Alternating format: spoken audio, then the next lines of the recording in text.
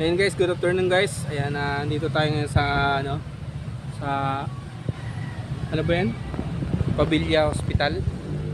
Ayan, yan yung Pavilla Hospital. So nagkukuha lang ako ng nag-donor lang ako ng dugo. Yung nga lang, yung motor ko, yan yung kapatid ko. Yung motor ko, binaha. Ayan yung Pavilla Hospital. Tapos dito ako nagparking sa area na to. Ayun. Ayan na, ito yung yung dadaanan ng motor ko. So, saan tayo ngayon?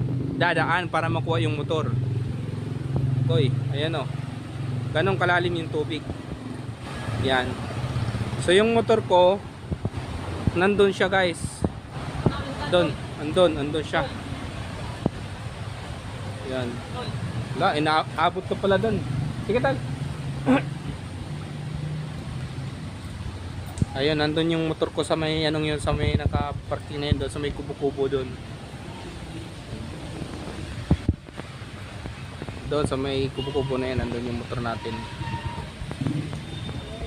Grabe ba?